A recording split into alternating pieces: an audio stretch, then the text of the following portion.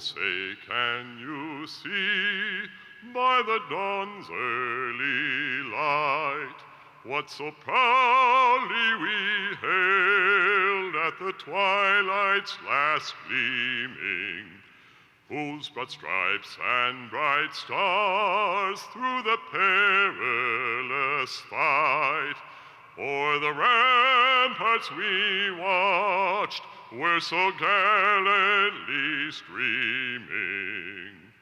And the rocket's red glare, the bombs bursting in air, gave proof through the night that our flag was still there. Oh, say, does that star-spangled banner yet wave o'er the land of the free and the home of the brave?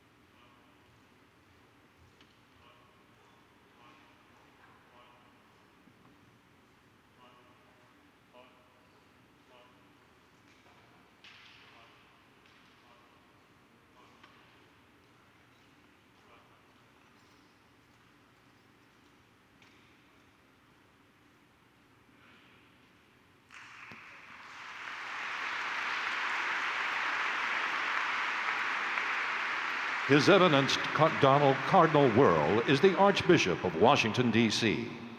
He was ordained a bishop by Pope John Paul II in 1986 at St. Peter's Basilica in Rome, and elevated to the College of Cardinals in 2010 by Pope Benedict XVI.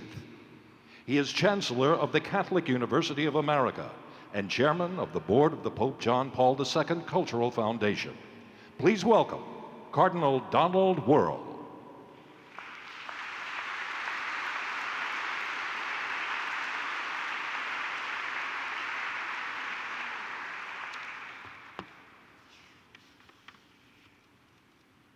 In 1992, Time magazine referred to the collaboration between President Reagan and now Blessed John Paul II as a holy alliance. Both men had survived assassination attempts only 6 weeks apart. Both men believed that they survived for a purpose, God's plan. In the awareness of God's plan in the life of all of us, let us now pray. Good and gracious God, the all-powerful font of life and goodness, wisdom and holiness, you call us into being and bless us with every good gift, beginning with the wonderful gift of life and the very world in which we live. You call us to make our way through this life with you and challenge us to walk arm in arm with each other. As we celebrate the leadership and accomplishments of President Ronald Reagan, help us to see in his example and achievements a measuring rod for our own commitment to the service of the nation and the cause of freedom. As Blessed John Paul II reminded us, we have been well served by President Reagan's abiding faith in human and spiritual values which ensure a future of solidarity, justice, and peace in our world. We ask you to bless and strengthen all of us who strive to improve the human condition and foster a caring respect for each person, and laws that will enable a truly good and just society. Open our hearts and minds to all that you wish to teach us, and strengthen our own conviction, as was that of President Reagan, that there is nothing so formidable as the will and moral courage of free men and women. Bless all who are gathered here this evening with an outpouring of wisdom and understanding, compassion, and commitment to a world of justice, peace, and love. And may this banquet be a sign of that heavenly banquet we hope to share someday with you in glory. And all of this we ask in your holy name. Amen.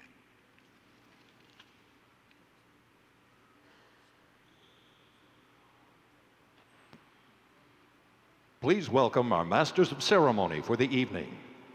Having first covered the White House for NBC News when President Reagan took office, Andrea Mitchell has since become one of the most acclaimed female reporters in television news. The veteran NBC Chief Foreign Affairs Correspondent is also the host of Andrea Mitchell Reports.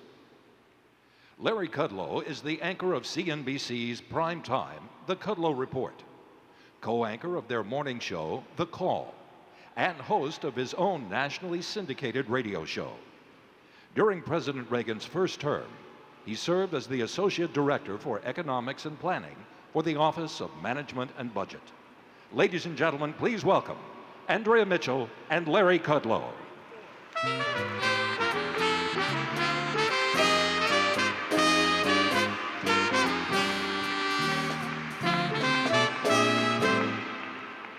Good evening. Thank you for the introduction. Thanks so much. It is so wonderful to be here in the Reagan Building. An honor to be here to help celebrate the Ronald Reagan Centennial. If you could all take your seats as we get underway with a very exciting program tonight. I know everyone here is having reunions. It's great to see all of you who go back a long way with the Reagan presidency and the Reagan legacy.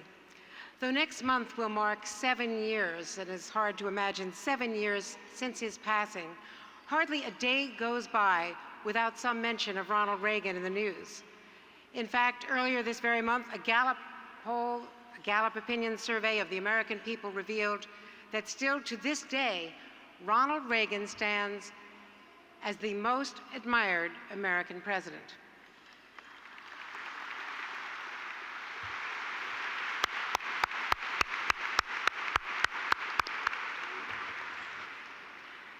So it's a great pleasure for me to be here.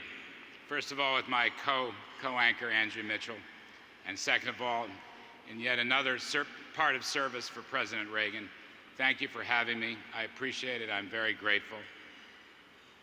More than any modern president, Ronald Reagan understood there was an important link between economic growth at home and American strength overseas. That was one of his greatest and most brilliant insights.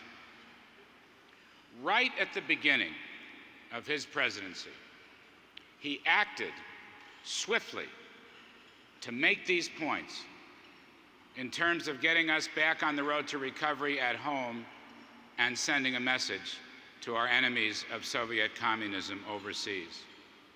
He slashed tax rates, he rolled back unnecessary regulations, he helped vanquish inflation, and he launched one of the strongest economic recovery booms in the 20th century. Many believe he actually launched a 25-year economic boom.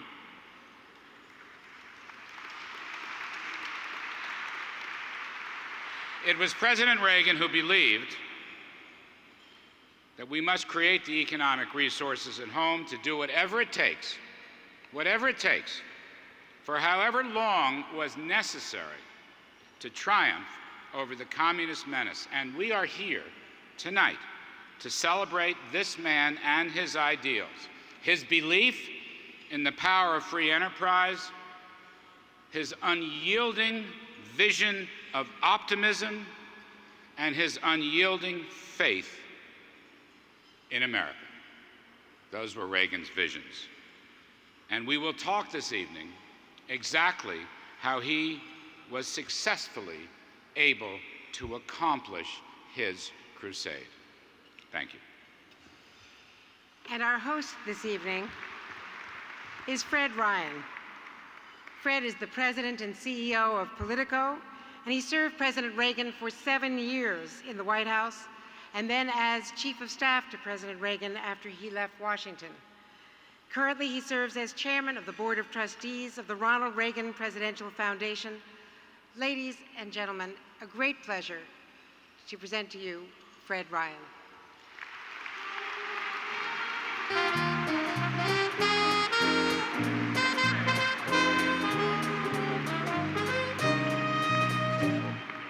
Thank you, Andrea, Larry, and welcome to the celebration of Ronald Reagan's 100th birthday, or as I think he would describe it, the 61st anniversary of his 39th birthday.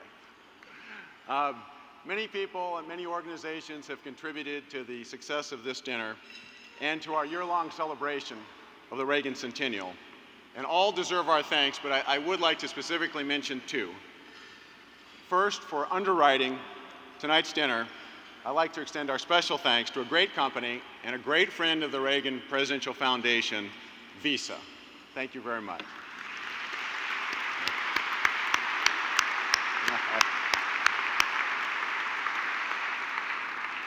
And I ask you to join me in thanking GE for their incredible support of all of the Reagan Centennial activities, including tonight's dinner, which Jeff Immelt, CEO, is chairing.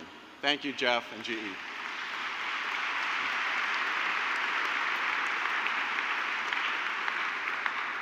And although I said two, there's one other person who I should mention. I think everyone has felt her presence either through twisting their arm for a donation tonight or inviting them, but it's the person who put this dinner together, and that's Linda Bond.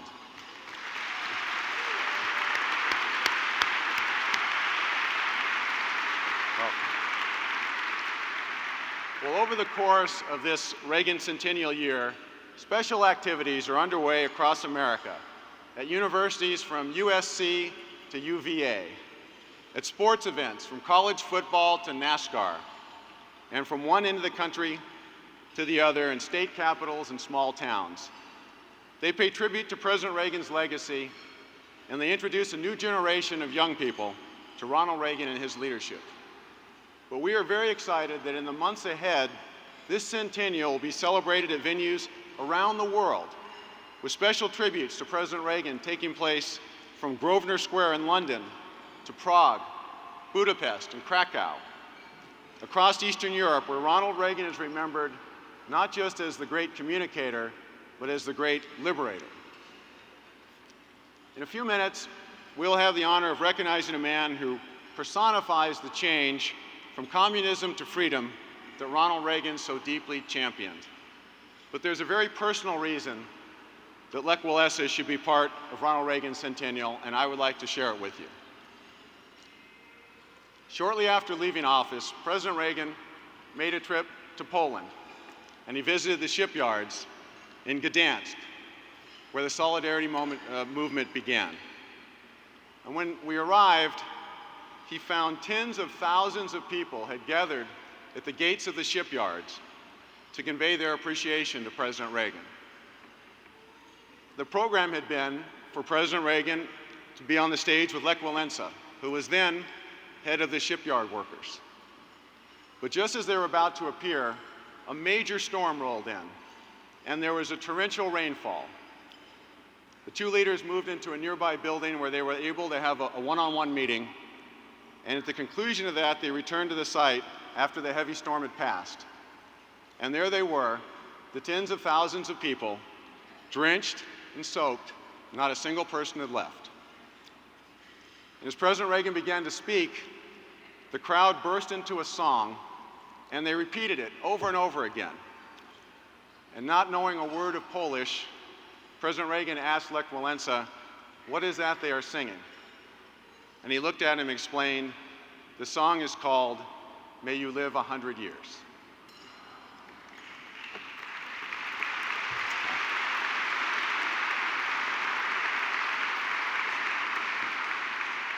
The Polish word, I'm told, is stolat. Others confuse it with stoli, but stolat is the correct term for 100 years. Well, now I have the pleasure of introducing one of the most respected CEOs in America. We're deeply grateful to him and to GE for all the support they have provided as presenting sponsor of the Reagan Centennial. Please welcome Jeff Imhoff.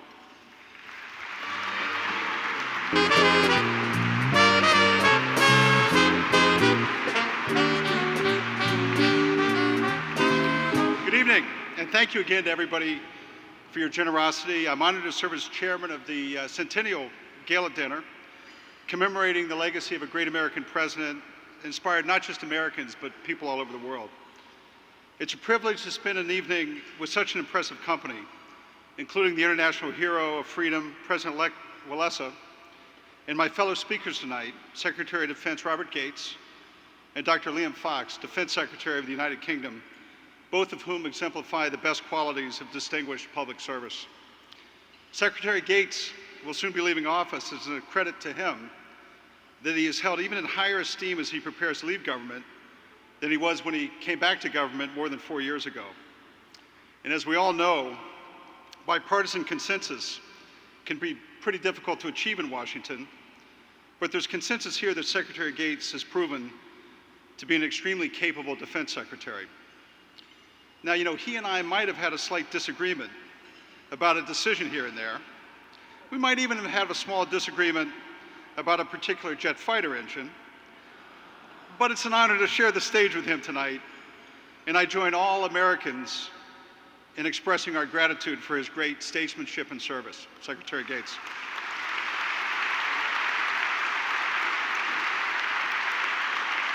Bipartisanship is also evident in the great respect for the man we honor tonight, President Reagan, and I want to thank the Bipartisan Congressional Host Committee for the dinner tonight. The company I'm privileged to lead is proud to sponsor President Reagan's centennial celebration this year. As most of you know, GE had a long association with President Reagan, an experience he would later describe as almost a graduate school in political science.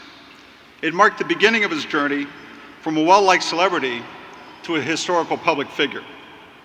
From 1954 to 1962, he served as the host of GE Theater and was GE's public spokesman and roving ambassador to our employees. By his own estimation, he talked to workers at 139 GE plants, including the one my father worked at, and scores of Kiwanis, Elks, and Rotary clubs along the way. GE Theater was great television and was a great match for GE and Ronald Reagan. But more important was the history that began to be made from our association. Like every great leader, President Reagan didn't just speak to the audiences, he listened to them. He walked every one of our assembly lines, ate lunch with our employees, asked our workers and executive questions, and paid attention to their answers that informed his political views. He learned how government can encourage or obstruct initiative of free people, and his experiences basically affirmed his ideas that would form what came to be known as the speech, Ronald Reagan's testament of faith in the virtues and abilities of free people. In 1964, he gave a version of that on the famous speech that he gave on behalf of Barry Goldwater and began one of the most successful American political careers of the 20th century. When G and Ronald Reagan began our time together, the company's slogan was "Progress is our most important product." And we still believe that at GE, and so did Ronald Reagan. He was elected president at a time when optimism in America was a scarce commodity. Our economy had suffered years of stagflation, we were in a recession, unemployment was high, an energy crisis shocked us into skyrocketing gas prices and long lines. Interest rates were choking economic expansion. Cold War tensions were high as the Soviets expanded their empire. A lesser man would have found this a pretty daunting task and shared the pessimism that many felt when they predicted America's best days were behind her, but not Ronald Reagan. If you're afraid of the future, he said, get out of the way, stand aside. The people of this country are ready to move again. I began working at GE in 1982, in the second year of what will always be remembered as the Reagan era. At that point, I had $50,000 of student loans, and everything I owned could be put in the backseat of my car. I was really hoping he was right. And like millions of people, I was inspired by his confidence and optimism, and his firm faith that the status quo is never good enough. By the end of his first term, inflation had been tamed, interest rates were down, more Americans were working, our economy was on the mend, and America was on the move. By the end of his presidency, the Soviet empire was on the verge of collapse. Ronald Reagan was a tough-minded optimist. He saw the world as it was and the world as it could be. He knew walls protected nothing but failures and corruption of governments who feared the future. Now, how appropriate is it that President Lech Wałęsa will receive the Ronald Reagan Centennial Freedom Award tonight, named for the man who didn't believe in walls to freedom or ideas or commerce. On the morning of August 14, 1980, Lech Wałęsa, then a 36-year-old unemployed electrician, scaled the wall of the linen shipyard in Gdansk and took leadership of the workers' strike there. He persuaded the strikers to demand more than better wages, but to make a direct assault on the very authority of the communist government, to demand free trade unions.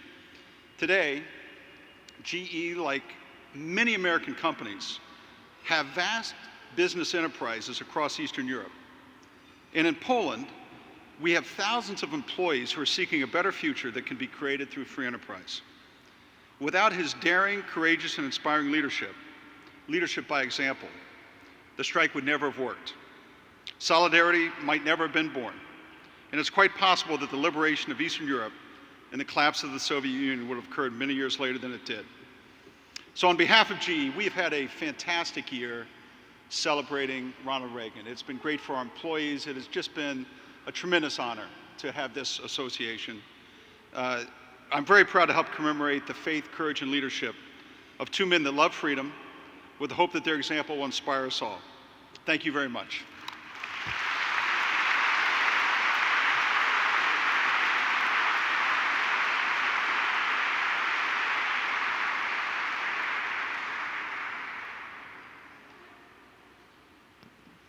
Ladies and gentlemen, please direct your attention to the video screen for a very special presentation. It is easy to forget what the world was like in the spring of 1981. In the decades before Ronald Reagan came to the Oval Office, the threat of nuclear war hung over the world like a shadow. It was like having two Westerners standing in a saloon aiming their guns at each other's head permanently. There had to be a better way. Yet even as the world's superpowers maintained this fragile balance, the economic disparity between them grew ever greater. In the 1950s, Khrushchev predicted, "We will bury you."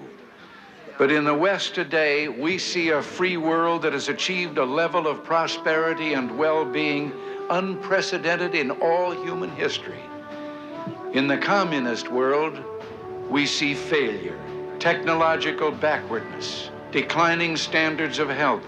So President Reagan provided support to the brave souls who were standing up against communist governments around the world.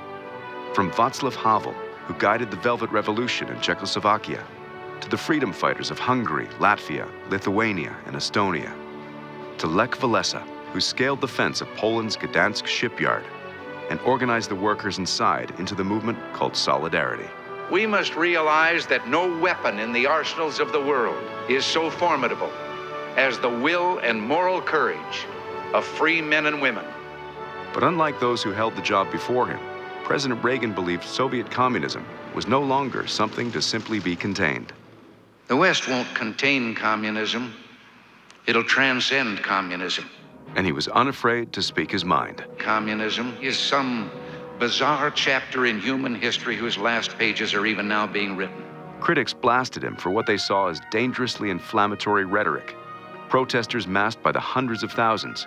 But President Reagan stood his ground, even calling the Soviet Union an evil empire. The Soviet Union faces a choice. It must make fundamental changes, or it will become obsolete. He knew strong words had to be matched with strong actions, so he reinvigorated the power and the pride of the U.S. military. Since 1970, the Soviet Union has invested $300 billion more in its military forces than we have. To allow this imbalance to continue is a threat to our national security. I pledge to you that we will maintain the capacity to deter Soviet aggression at any level at which it might occur. Yet even as he spoke his mind, he also reached out his hand. I felt that if I could get in a room alone with the top Soviet leader, the two of us might be able to reduce the risk of nuclear war. If we were ever going to break down the barriers of mistrust that divided our countries, we had to begin by establishing a human, personal relationship. And that moment, it etched in my memory. I remember that even at the steps of that house, something happened. The kind of handshake, the kind of openness. It was almost immediate bonding. There was a warmth about him. There was a humor about him. You just liked him. And a little later, at our next meeting, he said, "Mr. General Secretary, I suggest you call me Ron, and I will call you Michael." I told him, we don't mistrust each other because we're armed this way. We're armed this way because we mistrust each other.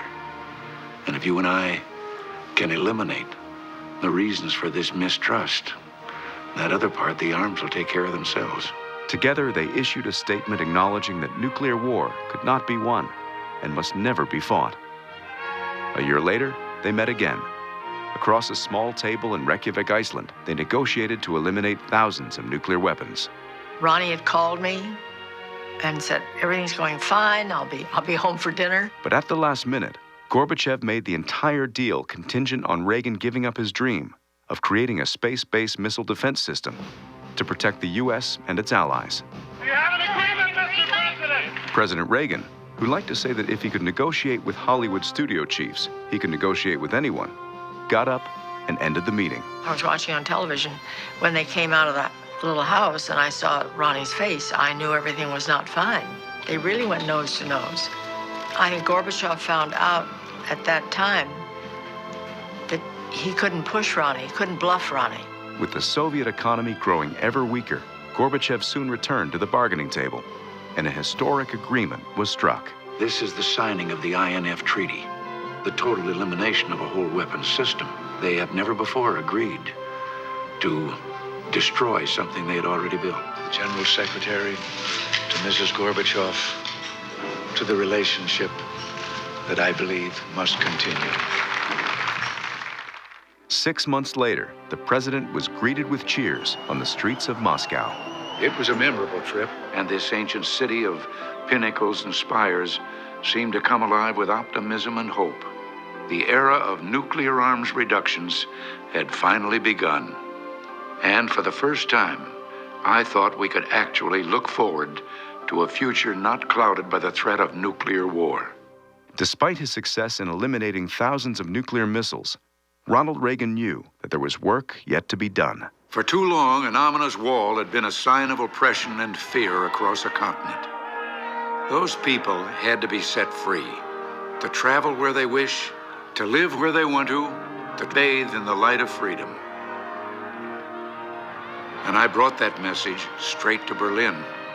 Mr. Gorbachev, tear down this wall.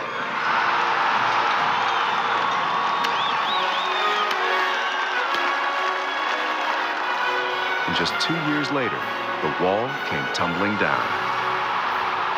All of Eastern Europe, oppressed for decades, bubbled over with joy and optimism as they walked through freedom's door, away from the dark shadows of communism. The Iron Curtain came down for good. The Soviet Union was officially dismantled. My prayers for the end of the Cold War were answered. There were many who helped steer the world from the shoals of nuclear danger to the shores of lasting peace. Gorbachev, whose policies of glasnost and perestroika opened the door. Pope John Paul II, who gave Polish solidarity his moral and public support. And Margaret Thatcher, whose opposition to communism was unflinching. Yet it was Thatcher herself who would say this: Ronald Reagan had a higher claim than any other leader to have won the Cold War for liberty, and he did it without a shot being fired. Ronald Reagan ended the Cold War, the greatest diplomatic victory of the modern period. We made a difference. It was a new beginning. We rebuilt our military strength and brought the world a little closer together in peace. But above all, we got America to stand tall again. And you know, I'd like to think that maybe that's the thing I'm proudest of.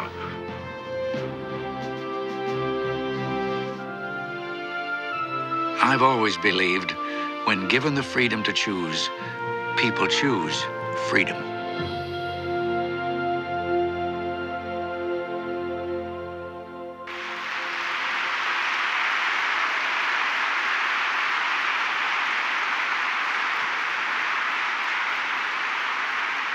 Ladies and gentlemen, please welcome Senator Dianne Feinstein and Senator Orrin Hatch, both members of the Ronald Reagan Centennial Commission.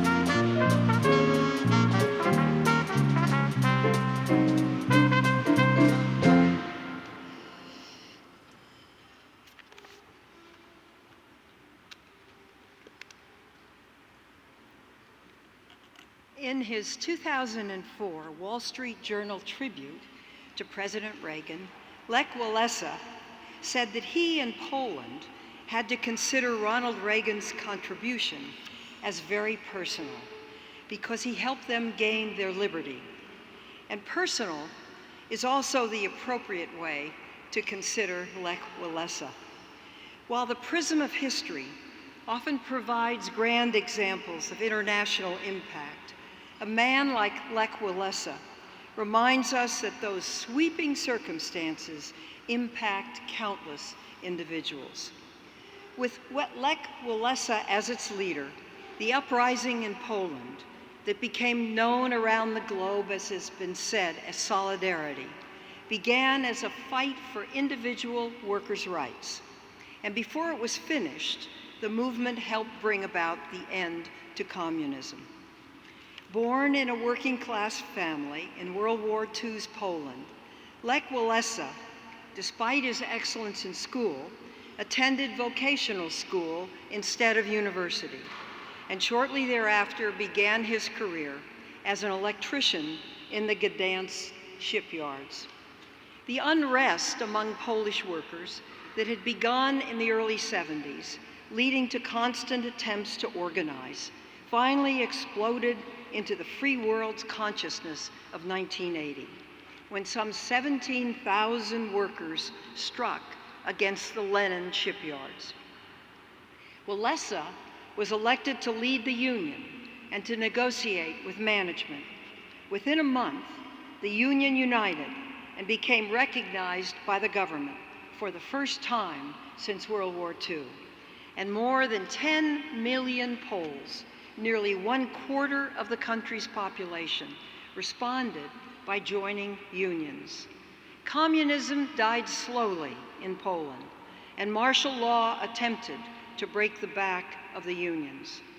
Though nonviolent in his activities, Walesa and many others were arrested and jailed. When Mikhail Gorbachev came to power in the Soviet Union, his policies of non-interference helped return Solidarity to a position of strength. Though the journey was long, with Lech Wałęsa chipping away from within, and President Reagan's fervent, almost single-minded policies that shined freedom's light from the West, Poland saw its first parliamentary elections in 1989, 5 months before the fall of Berlin, the Berlin Wall. A year later, Lech Wałęsa became the first freely elected president of Poland. He was a hero to millions, the political savior to a region, but his rise to international prominence began as an individual, just a man who saw oppression and knew it should and could not stand, who experienced restrictions on personal freedom and led a nonviolent movement against it. He has received countless honors in his lifetime, including more than 100 honorary degrees from world universities, the United States Medal of Freedom, and in 1983, the Nobel Peace Prize. Tonight, he receives the Ronald Reagan Centennial Freedom Award.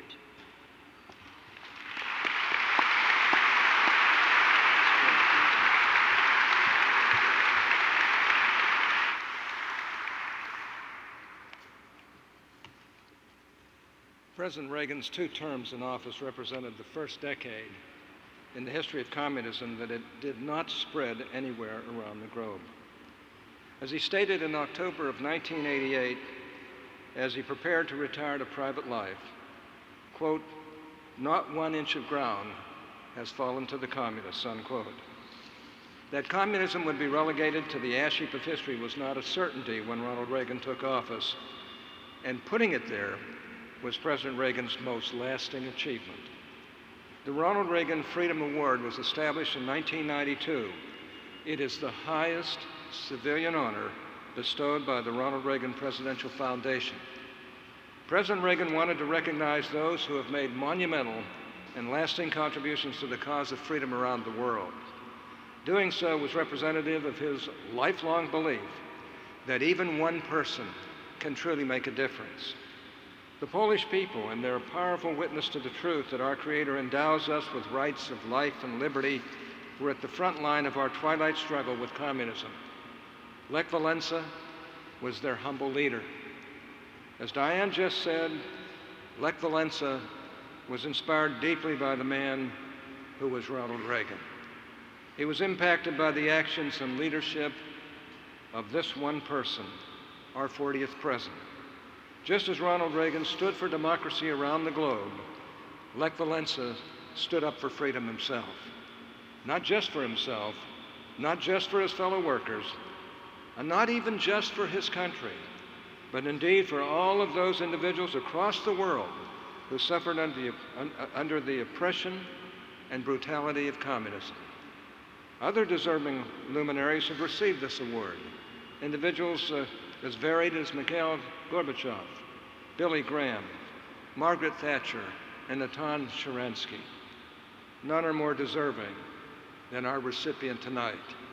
The Ronald Reagan Freedom Award has been presented 10 times since its founding, but there will only ever be one Ronald Reagan Centennial Freedom Award winner, and that is Lech Wałęsa. For the present.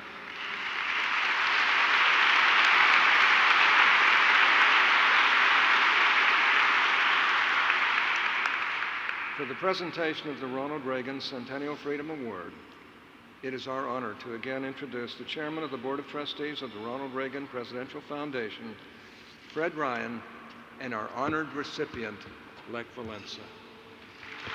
Well done.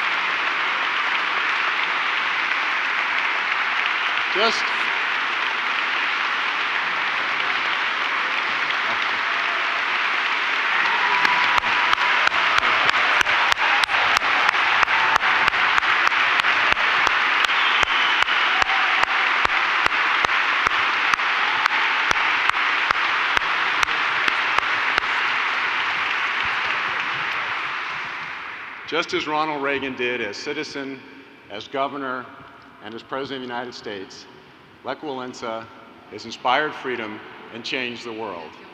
It is my honor, on behalf of Nancy Reagan and the Reagan Presidential Foundation, to bestow the Ronald Reagan Centennial Freedom Award on Lech Wałęsa.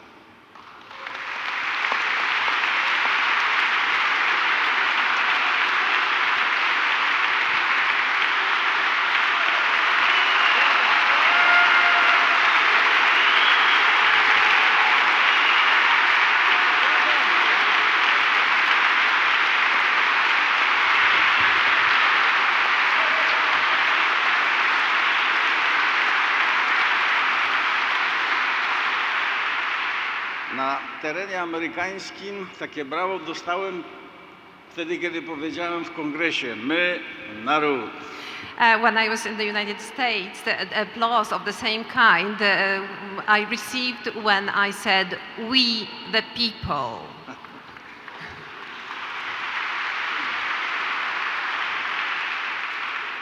Polubiłem te brawa i chyba będę musiał zrobić następną rewolucję, by do tego wrócić. And I have enjoyed that applause since, and I believe that I have to start a new revolution in order to gain more applause. Zastanawiam się gdzie. The question only is where. Tak blisko Stany Zjednoczone Kuby. The United States is so close to Cuba. Tak blisko Reagan. Tak blisko Reagan. Ronald Reagan so close. A komunizm na Kubie trwa. Meanwhile, communism still prevails in Cuba. Coraz bardziej podejrzewam, że Stany Zjednoczone chcą mieć muzeum marksizmu-leninizmu w pobliżu. You know what? I begin to suspect that the United States wants to keep Cuba as a kind of a Jurassic Park of communism nearby.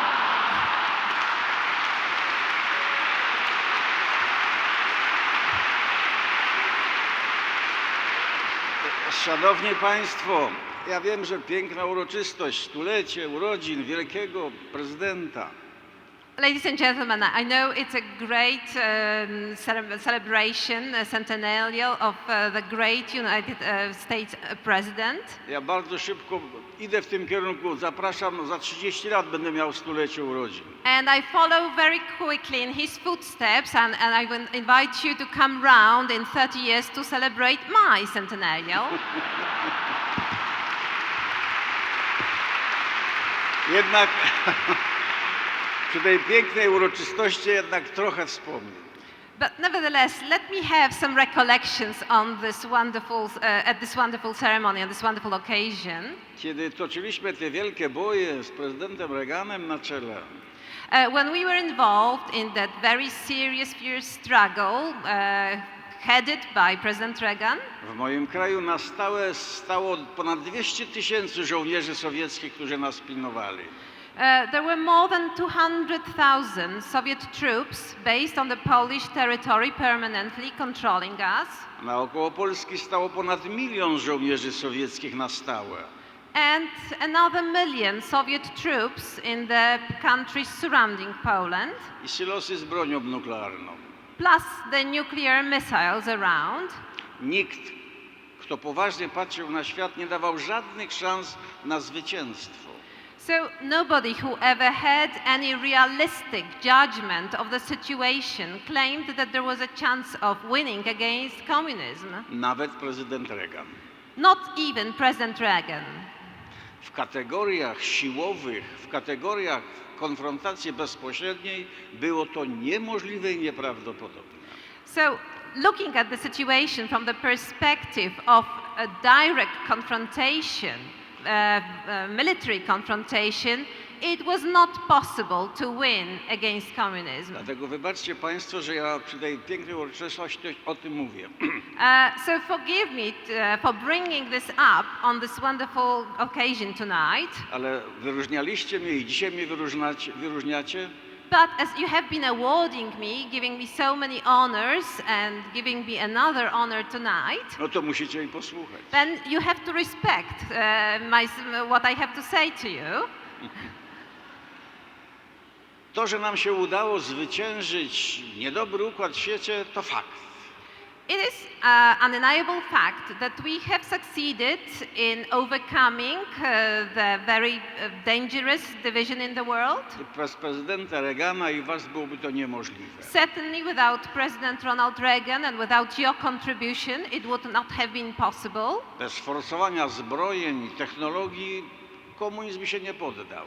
And without the arms race and without the technological advancement forced by the United States, communism would not have given up so easily. Ale jak pokazuje Kuba, długo jeszcze mógł się bronić. But Cuba, serving as a very good example here, it could have defended itself for a long, long time to come. Zwycięstwo nastąpiło w innej kategorii. But the point is that the victory was won in a totally different dimension, in a different realm. W kategorii wartości. It was won in the realm of values. W tym momencie niemocy, braku wiary i konfrontacji siłowej At that point, when we felt totally discouraged and helpless in view of a potential military fight, Polak został papieżem. a Pole was elected the Pope.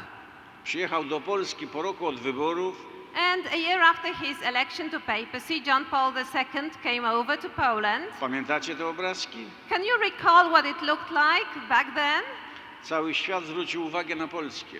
Because all the world was really taking a close look at what was happening in Poland at that point. Wszyscy zastanawiali się, co się dzieje w tym komunistycznym państwie. Everybody was wondering what on earth was going on in that supposedly communist country. 50 lat komunizmu. 50 years after communism had been introduced there. Ten komunistyczny naród nauczył się dopiero prawdziwie modlić się. And it just showed at that point that communism had taught all the Polish people to beautifully pray. Nawet policja polityczna. To the extent that the secret police I komuniści. And the communists were there. Nauczyli się robić znak Krzyża Świętego. They learned how to cross themselves. Oczywiście słów się nie nauczyli. Of course, you couldn't expect them to know the words. 1, 2, 3, 4, 5, 6. But they would say 1, 2, 3, 4, 5. Ale krzyż był. The cross was there nevertheless. Ale patrzcie, co się stało z narodami. But then, see what happened to all the nations there. My tych tyranów znaliśmy. We knew the tyrants. Patrzymy, co oni wyprawiają. And we knew those oppressors and we looked at them wondering what on earth they were doing. Doszliśmy do wniosku, że żadnie to komuniści, to rzodkiewki, tylko na wierzchu czerwone. And we had to realize that they could not be true communists. They had to be like radishes, red on the outside only. Przestaliśmy się tego bać. But this goes to say that we were no longer scared of them. Ci wielcy komuniści w Moskwie wpadli w panikę. But you know, the powerful communists in Moscow, they really began to panic. Ktoś próbował zabić Ojca Świętego. An attempt was made to assassinate the Pope. Jak pamiętacie, okazał się wtedy nieśmiertelny. But if you may remember, back in 81, he proved to be immortal. Panika jeszcze większa. So the Soviets panicked even further. I wtedy doszli do przekonania, że co tu robić? So they had to find a way out and they wondered what to do. I ktoś sobie przypomniał z tych wielkich Sowietów, że jest taki nieduży sekretarz gdzieś tam za biegunem, który mówi, że w tej sytuacji trzeba ratować komunizm. So one of the big Soviet leaders remembered that there was a minor Soviet Communist Party secretary somewhere up north who would say that communism needed some reform. Bo on tak po wypiciu, to on tak mówił, że to jest jedyny ratunek, reforma. And having had some drink to give him courage, of course, he would say that reform was a way to save the communist system. Po trzeźwemu by się bał powiedzieć o tym nawet. He would have been scared to say it openly if sober, you know. Przywieźli go do Moskwy i powiedzieli, no to teraz ratuj ten komunizm. So he was brought over to Moscow and he was pledged, go on, save communism. I on zaproponował tą perestrojkę i głasność, o której słyszeliśmy. And he proposed perestroika and glasnost, of which we heard in the video. Oczywiście wy i ja wiedzieliśmy, że komunizm jest niereformowalny. Of course, you knew perfectly well, and I knew it too, that communism is not a reformable system. Więc biliśmy brawo, reformuj, reformuj, zachęcaliśmy go, nawet tu było widać, jak go Reagan zachęcał. So of course we, applauded him and encouraged him, saying, carry on with the reform. You could see in the video how Reagan was encouraging him to carry out his reform. Bo wiedzieliśmy dobrze, że wyjmie pewien element i to się wszystko mu przewróci. Because we knew that if he'd pull one element out, the whole construction would collapse. I tak się stało. And this is what happened. Ale po co ja Państwu mówię o klęskach, które są zwycięstwami? Why should I be talking to you about failures, which are victories? Bo pierwszy etap wygraliśmy. Why? Because we have won the first stage in our struggle. Ale teraz przed supermocarstwem jedynym na świecie, drugi etap. But now there is a second stage facing the only superpower that is that is left in the Trzeba world. zbudować świat lepszy niż był poprzednio. That stage in which we have to construct a world better than we used to have. A było łatwo, kiedy Stany Zjednoczone było imperium dobra. And things were much easier when the United States was the good empire. Ale tylko dlatego, że było imperium zła. It was good empire only because there was an evil empire. Supermocarstwo pozostaje. But now you are left on stage as the only superpower. Brak Reagana by dalej poprowadzić ten świat. And there is no longer Ronald Reagan who would continue leading the world. A to, co się dzieje, to nie jest dobre prowadzenie. And what we observe is not a very good leadership. Wybaczcie, jako rewolucjoniście się to nie podoba. Forgive me for saying it, but as a revolutionary, I'm not very pleased with what the outcome I can see. Czasami mam wątpliwości, czy wy chcecie przewodzić światu. Sometimes I begin to have my doubts. Perhaps you don't want to be the leaders to the world. Jak nie chcecie, to oddajcie to Polsce. If you do not want to be the leaders, why don't you share that position with Poland? To my poprowadzimy. Then we will lead. Szanowni Państwo. Szanowni Państwo. Well, ladies and gentlemen. Ale mimo wszystko, cieszmy się. But despite everything, let us rejoice. Żadne pokolenie nie miało takich sukcesów. No other generation had succeeded in accomplishing so much. Doprowadziliśmy do zjednoczenia Niemiec. We have allowed for the reunification of Germany. Europa ze wszystkich państw buduje Stany Zjednoczone. Europe is establishing United States of Europe, of the member states. Co za osiągnięcie w jednym pokoleniu. This is an incredible accomplishment within the span of one generation. Mój ojciec dawno nie żyje. My father passed away a long time ago. Ale gdybym mógł na chwilę z nim porozmawiać. But if I had an opportunity to speak to him for a moment today, mógł powiedzieć, do czego my doprowadziliśmy. And if I were able to tell him how much we had accomplished, przy pomocy Reagana i was wszystkich. Thanks to Ronald Reagan's contribution, the contribution of all of you. W Europie, gdzie były dwie wojny światowe. And suddenly in Europe, where we started 2 world wars, gdzie było masę rewolucji. Where there were so many revolutions. Morze krwi. And a sea of blood shed. Robimy z tego jedno państwo. We suddenly are establishing a single state among all the countries. Między wrogami Niemcom a Polską. And between the enemies, that is Germany and Poland, nie ma żołnierzy. There are no soldiers guarding the border. Nie zdążyłbym skończyć zdania, ojciec by drugi raz zawał serca. And you know, before I finished that sentence, telling him about no guards on the border, my father would die of another heart attack. To niemożliwe. Because that would be so incredible to him. I to dzięki Reaganowi. And all this possible thanks to Ronald Reagan, all the contribution of all of you. Świat, that we have the world that we have. Ale też mając szansę, mamy też i niebezpieczeństwa. But being given the great opportunity, we are faced with some threats as well. Na innym spotkaniu może o tym porozmawiamy kiedyś. And there may be another opportunity when we can tackle the threats. Dziękuję za wyróżnienie. But meanwhile, thank you very much for the honor I was given. Dla mnie, dla rewolucjonisty. For me, a revolutionary. Stulecie urodzin Reagana. The centennial of Ronald Reagan. Usłyszeć od otoczenia Reagana.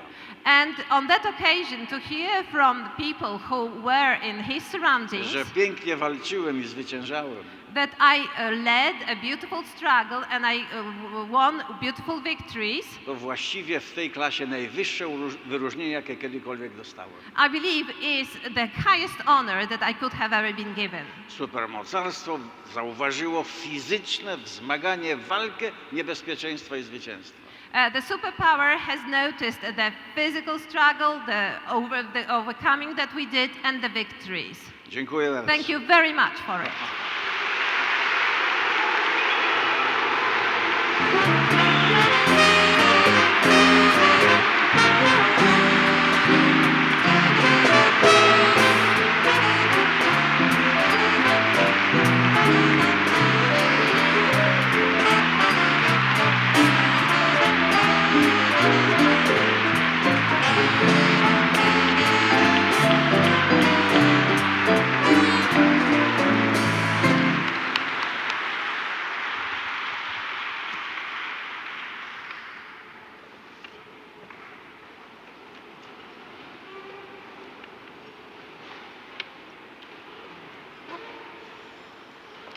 before dinner is served, we have another special presentation.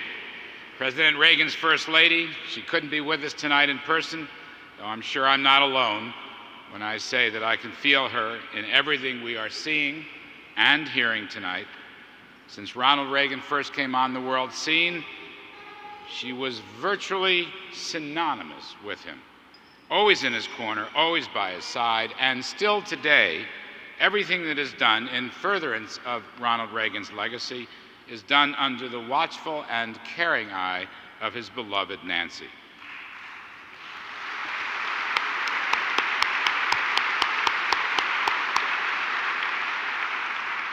She was unable to travel to Washington this evening, but she did want to be with us in the form of a very special video, so please direct your attention to the screen. I'm so happy to welcome all of you this evening. I'm just sorry I can't be in Washington with you. I want to thank Robert Gates and Liam Fox for helping with tonight's program, and I send my warmest congratulations to Lech Wałęsa, who's being presented with the Freedom Award. Lech, I know Ronnie would be so proud that you're receiving this award. So thank you all for coming, and I hope you have a wonderful evening.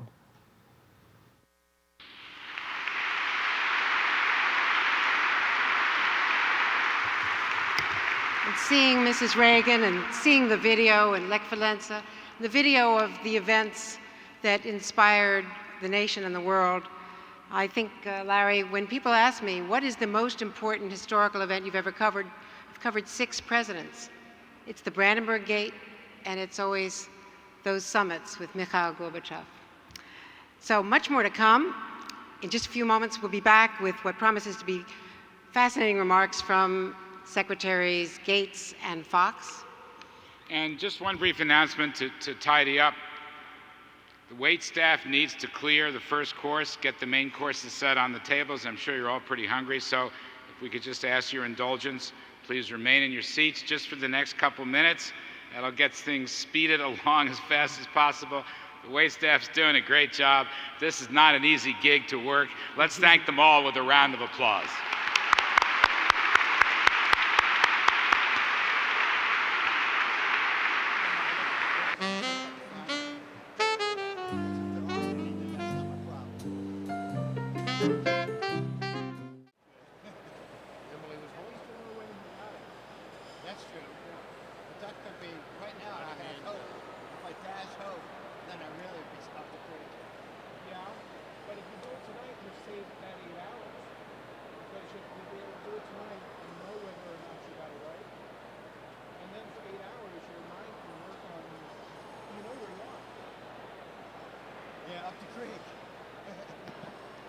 Ladies and gentlemen, please welcome once again our MCs for the evening, Andrea Mitchell and Larry Kudlow.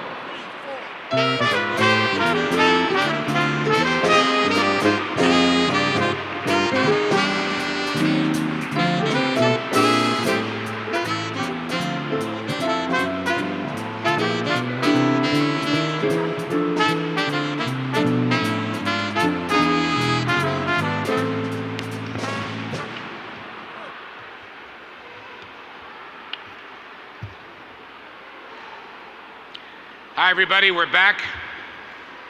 Hope you enjoyed your dinner. It's been a beautiful evening so far. It's a great pleasure to be here. And we just want to thank that wonderful music. David Wright and the Right Touch Quintet, they're up there, and thank you, the Right Touch Quintet. And now we have the real privilege of moving on to our guest speakers. Liam Fox is a surgeon and general practitioner who studied at the University of Glasgow and has served as a member of Parliament since 1992. For 4 years, he shadowed the Secretary of State for Defense in opposition. Then in May of 2010, he won re-election to Parliament, receiving his highest number of votes ever. At that time, he was also confirmed to his current cabinet post, and since it began in March 2011, he has overseen the United Kingdom's involvement in the conflict in Libya. Ladies and gentlemen, please welcome the Secretary of State for Defense of the United Kingdom, the Honorable Dr. Liam Fox.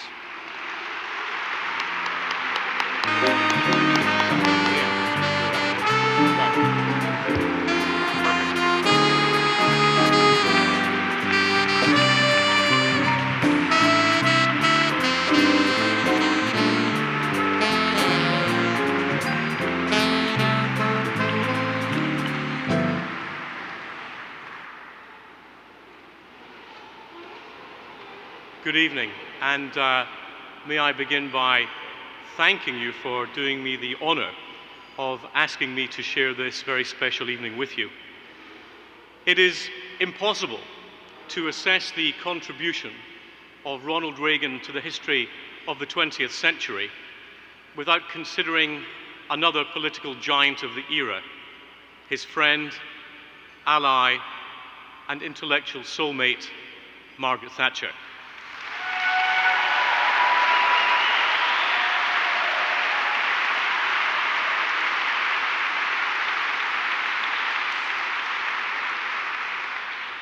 This afternoon, Lady Thatcher asked me to give you this message. I am thinking of you all tonight, and I am with you in spirit as you celebrate the momentous anniversary of this remarkable man. He was a truly great president and a wonderful friend. He will always be missed, but never, ever forgotten. Have a wonderful evening, Margaret Thatcher.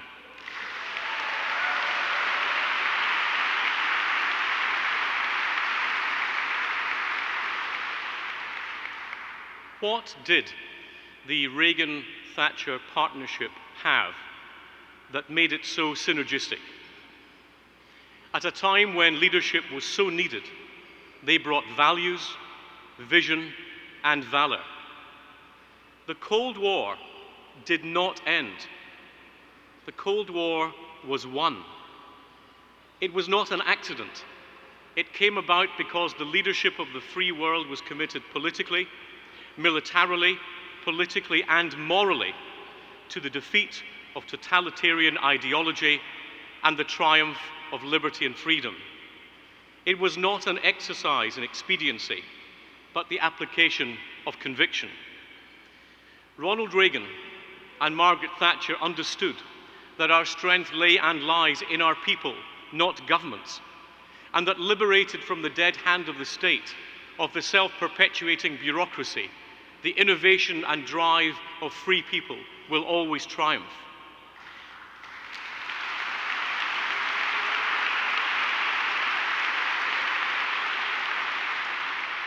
They believed that competition is to be welcomed, not feared, that it is the means by which we judge our talents one against the other without recourse to conflict. They understood that there is a difference between tolerance and surrender, and that the moral relativism that blurs the distinction between right and wrong needs to be confronted. They knew what they believed to be right and had the courage to say so. And they knew what they believed to be wrong, and they had the fortitude to confront it. They knew that in a free society, the market works, that the combined wisdom of millions of individuals acting in their own interests is always likely to trump the wisdom of the self-selecting elites of government.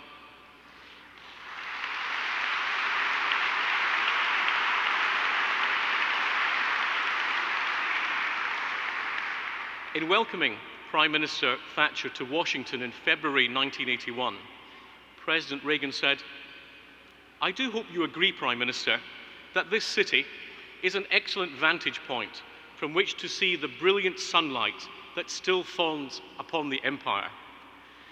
I don't mean the empire of territorial possessions.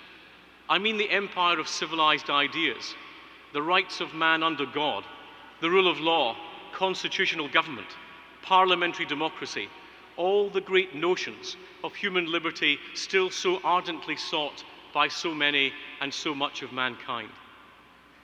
They came to power within months of one another.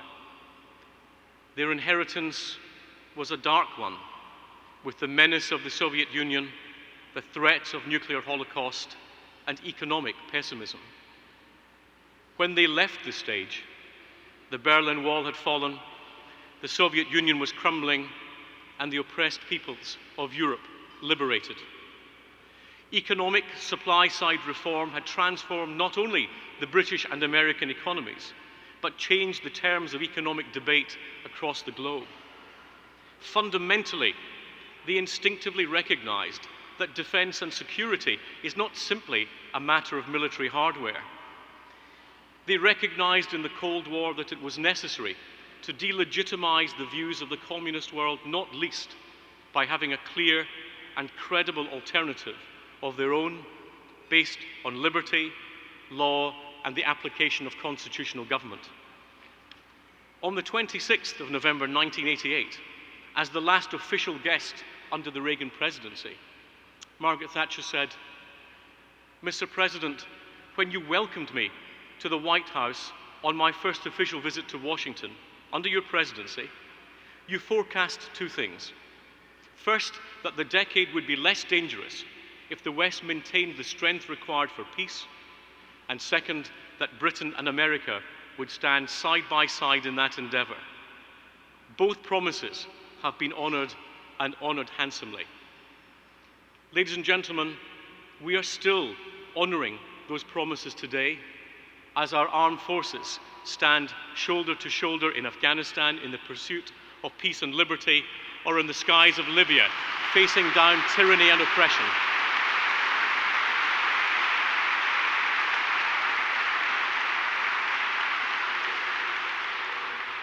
Tonight, President Obama is dining at Buckingham Palace, where I would be if I hadn't had a better engagement.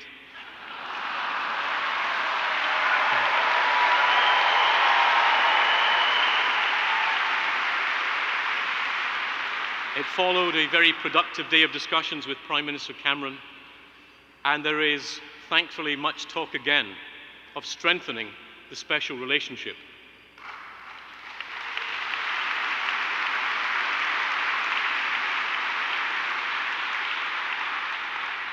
It is good to remind ourselves that when Winston Churchill first used the phrase special relationship in Fulton, Missouri, it was as a wartime leader who understood the value of military and intelligence cooperation.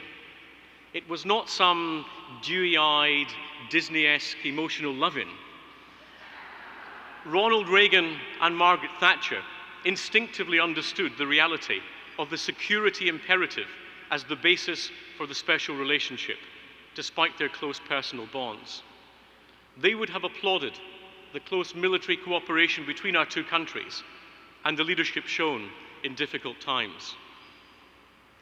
They were giants of history at a time when history needed giants. We may never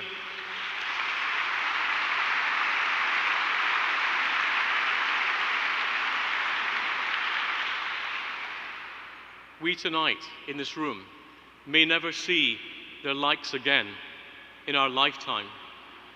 But living and nurturing their legacy is the greatest honor that any of us can do to their dreams, their endeavors, and their hopes. Let us not let them down. Thank you.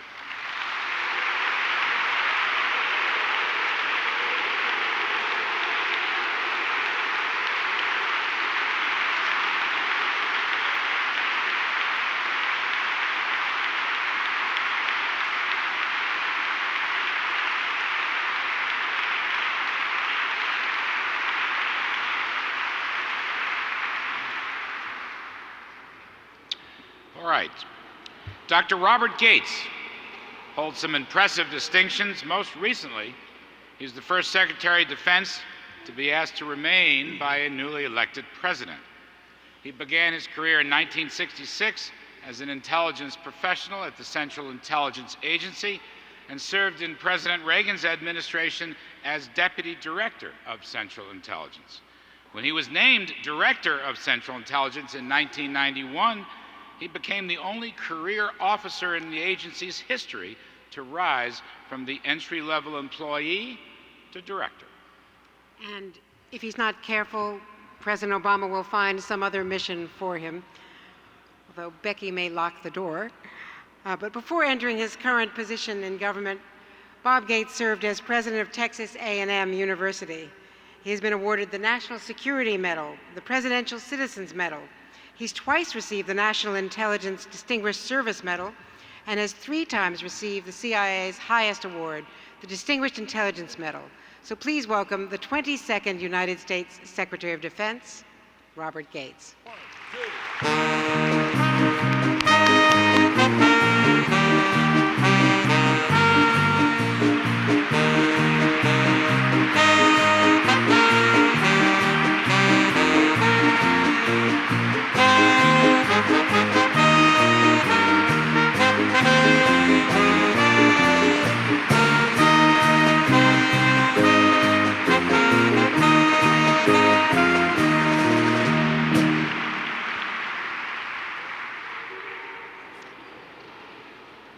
Well, we're all here a little later than we expected to be,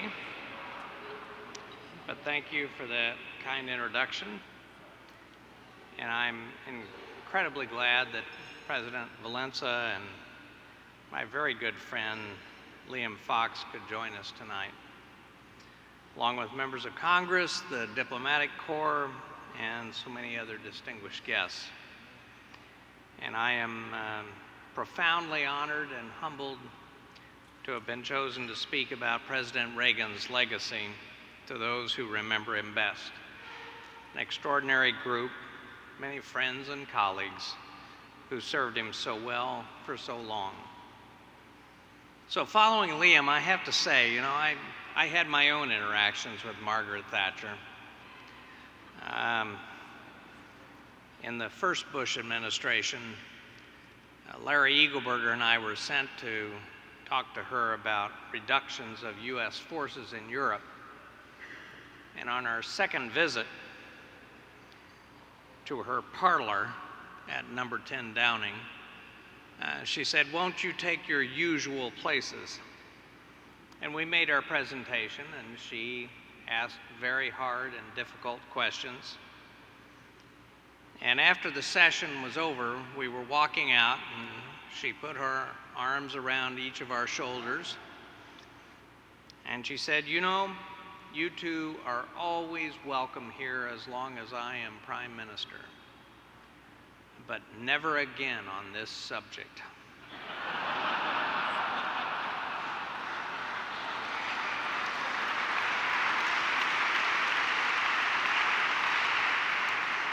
And we would only later learn that she referred to us in a telephone conversation with President Bush as Tweedledum and Tweedledee. And I always claimed to be Tweedledee.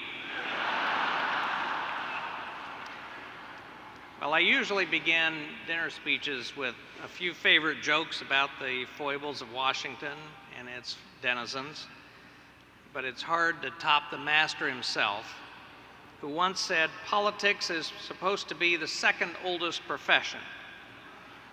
I've come to realize it bears a very close resemblance to the first. His humor was so effective, so disarming because of its gentle touch that hit a rich array of targets, including himself. In a town full of the thin-skinned and self-important, he was a president who said of his schedule, "I've left orders to be awakened at any time in case of a national emergency, even if I'm in a cabinet meeting." He was, and still is, our oldest president, leading him to note there are 3 ages of man: youth, middle age, and you look terrific.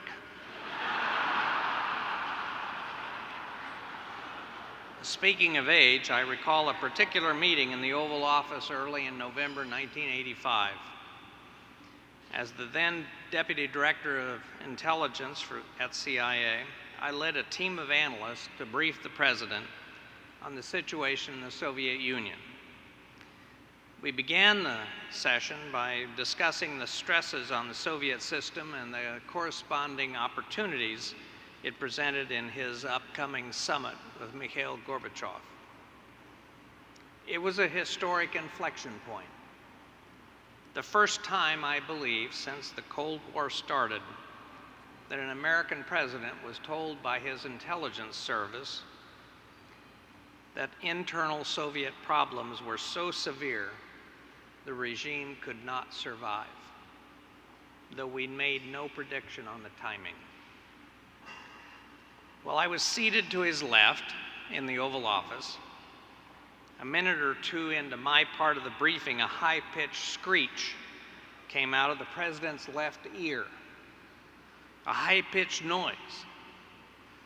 And if I could hear it, I knew how painful it must be for him.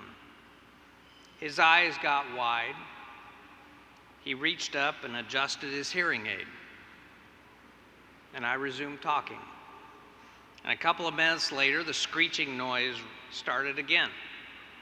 The president, with some disgust, reached up, plucked the hearing aid out of his ear, pounded it in his palm, and as he was putting it back in his ear, leaned over to me and whispered, "It's my KGB handler trying to reach me."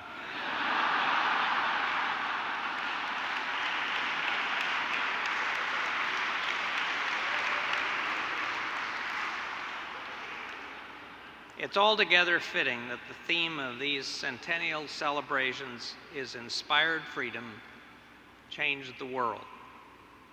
And while President Reagan's domestic initiatives fundamentally changed the politics and government of this country, as Defense Secretary for at least a few more weeks, I'd like to focus my remarks tonight on how he brought that slogan to life abroad. As most of you here remember, when Ronald Reagan took office, there was a little to joke about or smile about. In the previous decade, we'd seen a collapse in Vietnam and the deaths of millions across Southeast Asia, stagflation, 2 energy crises, the Soviet invasion of Afghanistan, revolution in Iran, an embassy taken hostage, a failed rescue mission, tens of thousands of Cuban soldiers in Angola and Ethiopia. Nicaragua was fast moving into Cuba's orbit, and there were Cuban-supported insurgencies in El Salvador and elsewhere in the region. And by late 1980, a Soviet invasion of Poland was a very real possibility. When Reagan became president, the Soviet Union seemed ascendant, and we were reeling. Some of you here today remember what it was like to work in national security during that time, or any time during the Cold War. Always carrying a heavy burden, always facing an existential threat, not just to our country, but to the entire world. But President Reagan, nearly alone, had the bedrock conviction that the Soviet system was rotting from within, was fundamentally vulnerable, and could be brought down. Remarkably, again, mainly alone, he believed it could happen on his watch, not at some undefined future time. And he believed this from the very beginning of his presidency. When I spoke at Notre Dame commencement last Sunday, I was reminded of how Reagan had stood in that place, that same place 30 years ago in 1981, predicting then, and I quote, "The West won't contain communism, it will transcend communism. It will dismiss it as some bizarre chapter in human history whose last pages are even now being written." Reagan didn't see this upheaval as a vague sweep of history eventuality, but something he could see in his lifetime. And he put policies in place to make this aspiration a reality. First, he understood that erasing the impression of U.S. political and military weakness would ultimately reap major diplomatic rewards and strategic breakthroughs. As president, his first priority was to restore America's military strength. Given that nearly 15 years of Soviet modernization and cuts in our own defense spending had narrowed and in some areas erased America's strategic edge over the USSR. A broad U.S. defense buildup began early in the Reagan administration, with more advanced planes, ships, submarines, combat vehicles, and nuclear weapons added to the American military arsenal. An arsenal that is, to this day, the backbone of American military power. A particularly bold initiative, courageously backed by our NATO allies, saw intermediate-range missiles placed on European soil to counter the earlier deployment of Soviet SS-20 missiles and strengthen our collective deterrent. Reagan never hesitated to use our military power when necessary. Many remember the 1986 Gulf of Sidra attack on Libya in retribution for killing American soldiers in a Berlin terror attack. But actually, the world and Libya had discovered Reagan's toughness and resolve as early as August 19, 1981. Libya had extended its claimed territorial waters by 12 miles to what Gaddafi called the line of death. That's exactly what it proved to be. When President Reagan sent in the carriers, the USS Forrestal and the USS Nimitz, to assure U.S. freedom of navigation. 2 Libyan fighters came out to challenge them. Big mistake. Under Ronald Reagan's new rules of engagement, 2 F-14 Tomcats, without hesitation, splashed the 2 Libyan fighters. And so the United States sent a message to Colonel Gaddafi that he would not soon forget. Well, at least not for a few decades. But while Reagan embraced the importance of military strength to protect the United States, he also understood we would never win this epic struggle solely by force of arms, and thus that the USSR needed to be defeated on less conventional battlefields. While countering the Soviets with varying degrees of fervor and success had been a common feature of every administration since the end of World War II, under President Reagan, this struggle gained new moral energy, purpose, and a sense of urgency. He spoke blunt truths about the Soviet system and Soviet behavior. Remember the Evil Empire speech in 1983? It drove Moscow nuts. No one spoke these truths with more credibility or more eloquence. President Reagan again and again would return to declarations strong and true, making his words, as Margaret Thatcher said, fight like soldiers, to give the Soviet leader and the system he was trying to save a final push into history's dustbin. Those stirring words and his administration's actions, both overt and covert, gave hope to dissidents and millions of others trapped behind the Iron Curtain. One small but telling anecdote. Early in the Reagan administration, Jimmy Carter's National Security Advisor, Zbigniew Brzezinski, continued to stay in touch with CIA Director Bill Casey about Poland, a cause and a country dear to Brzezinski's heart and to the heart of the new Pope, John Paul II. In one conversation at a cocktail party, Spig complained to Casey that funding for one of his favorite Polish covert actions had been reduced. Casey asked how much it would take to remedy the problem. And Spig said, about $18,000. Next day, a man showed up in Brzezinski's office at CSIS, for those of you who are tracking this, unannounced and unidentified, and handed Spig a briefcase containing $18,000 in cash.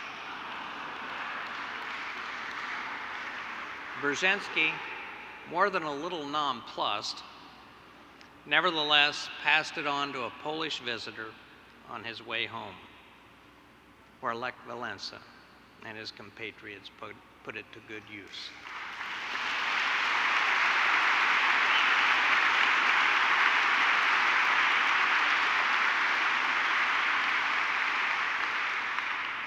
The sum total of these measures, large and small, communicated loud and clear at home and abroad that post-Vietnam, post-Malaise, America was back, strong and resolute. And it was on this foundation of strength and truth-telling that Reagan built as we headed into that 1985 briefing I mentioned earlier. A briefing which was held to prepare him for his first meeting with Mikhail Gorbachev at the Geneva summit. At the time, a number of people in and out of the administration were advising that the president's goal for the summit should be just to get by, to do what was necessary to survive the encounter with the younger and allegedly craftier Soviet leader. Well, we all remember how things turned out. After Geneva, Reagan and Gorbachev surely did not become best friends, but they at least became the best of adversaries, and between them set in motion developments that would ultimately lead to the remarkable turn of events that few would have dared predict during the 1970s. The fall of the Berlin Wall, the reunification of Germany, the dissolution of the Soviet Union, and the liberation of hundreds of millions of people behind the Iron Curtain. President Reagan always had the courage and strength of conviction to call the Soviets out militarily and morally. But he also had the insight, the sense of the historical moment, to know when it was time to sheathe the sword, soften the tone, and re-engage, even with our most implacable and dangerous enemy. Reagan's statecraft was a subtle two-step: diplomatic, economic, and military pressure combined with a willingness to parley with his Soviet counterpart.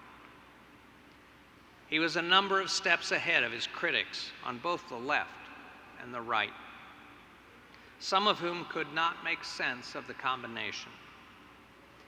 And indeed, I believe Ronald Reagan was far more shrewd and in control of events than either his critics or, frankly, many of his supporters thought. Today, almost 20 years later, 20 years after the wall fell, we marvel at the different world we live in. It is still a dangerous place, to be sure. In many ways, geopolitics are much more complex than when two nuclear superpowers taunted and tested each other. But communism's demise holds lessons for us even now.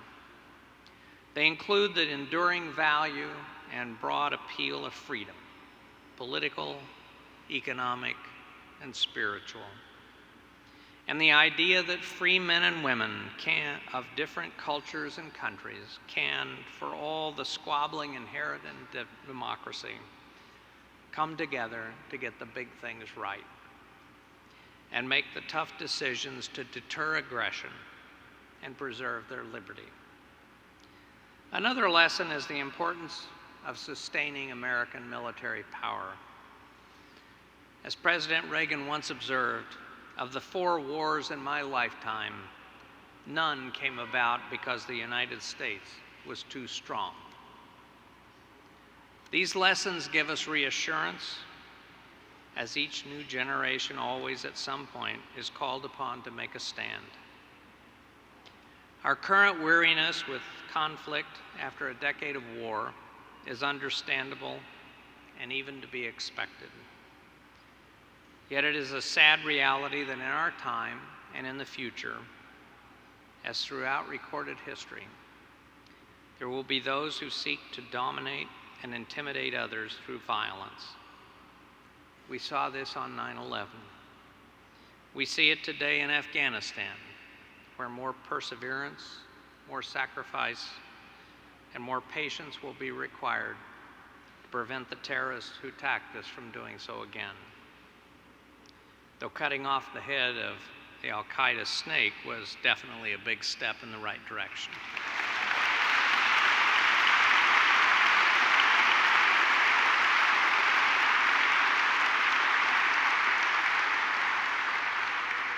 We see it anywhere.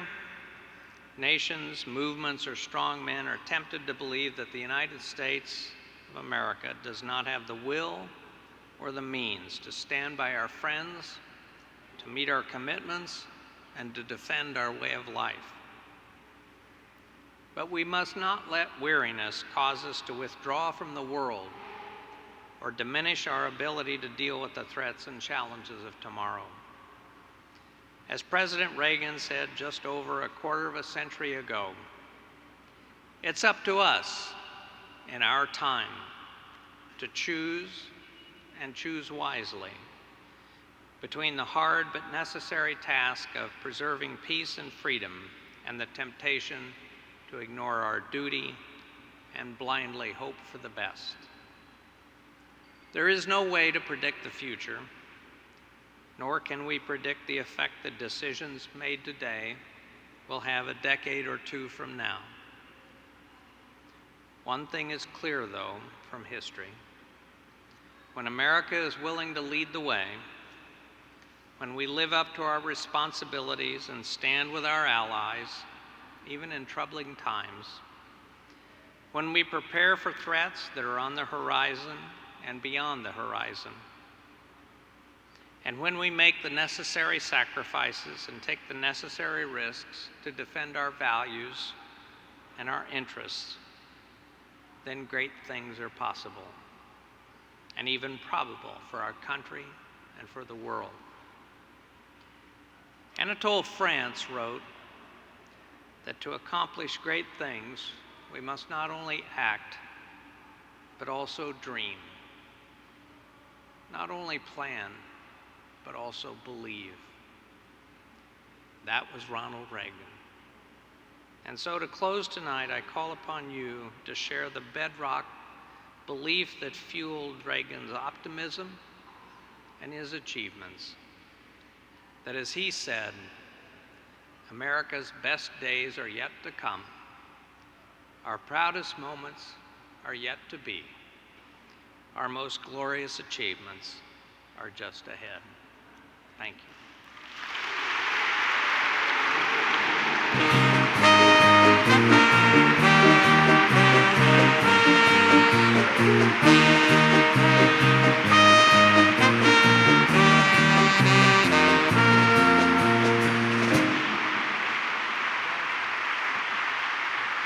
Since their founding 55 years ago, they have performed for many world leaders and U.S. presidents. Singing in more than 26 languages, they have graced well-known stages from Carnegie Hall to the Hollywood Bowl. Ladies and gentlemen, under the direction of Major Dwayne Milburn, please welcome the United States Army Chorus.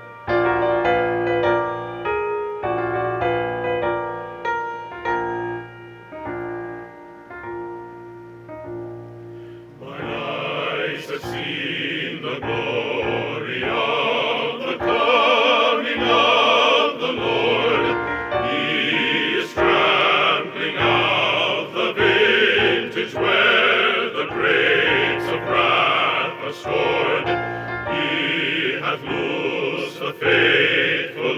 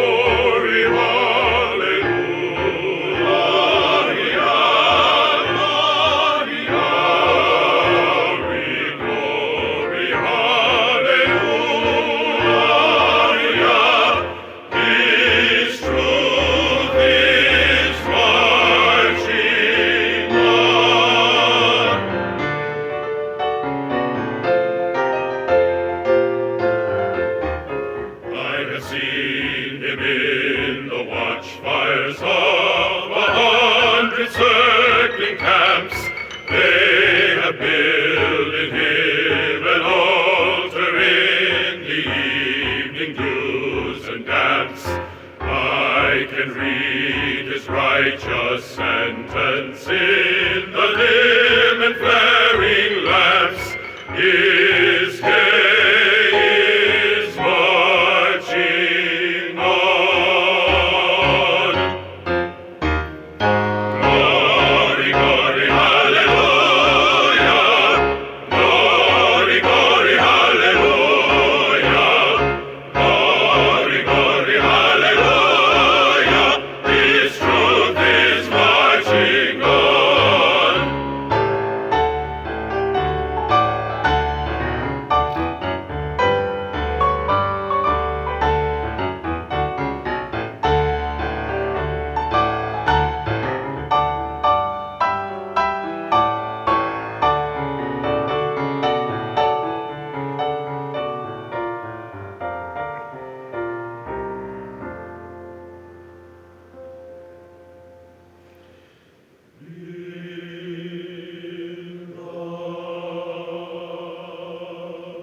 Beauty of the lilies, Christ was born across the sea, with our glory in his bosom that transfigures you and me. As he died to make men holy,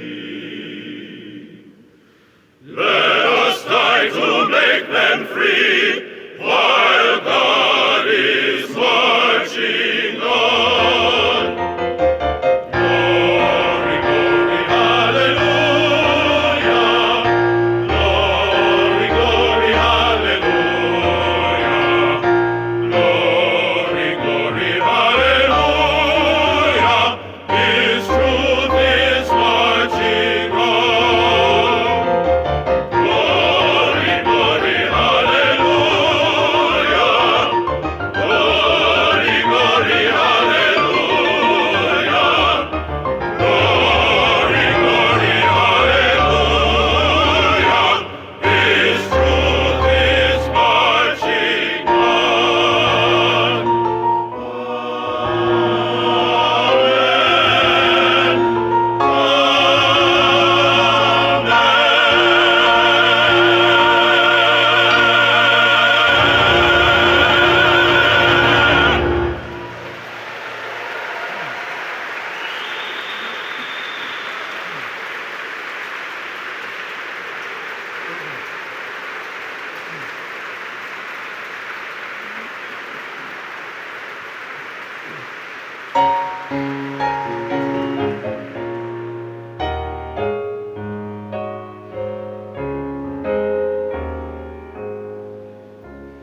While the storm clouds gather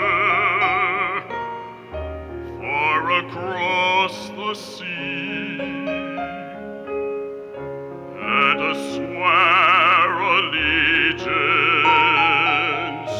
to a land that's free. Let us all be grateful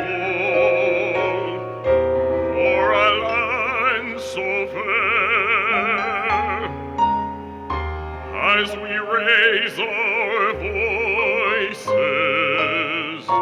in a solemn prayer. God bless America, land that I love. Stand beside her and guide her through the night with a light from above. From the mountains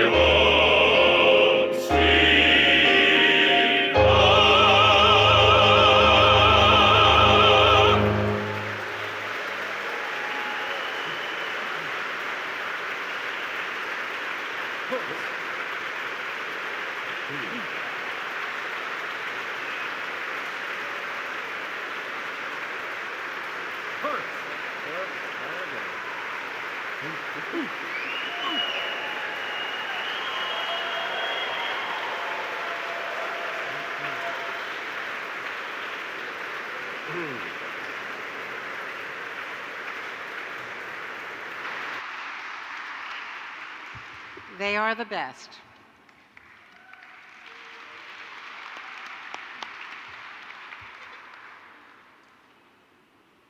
So, if anyone ever doubted it before, I think tonight has illustrated that even in the 100th anniversary of his birth, the legacy of Ronald Reagan is still alive and vital to the cause of free market economic prosperity and to the cause of freedom around the globe. As he often said, God not only chose America to be free, but gave the nation that freedom with a larger responsibility to all mankind. And as we all know, Ronald Reagan always referred to America as that shining city on the hill.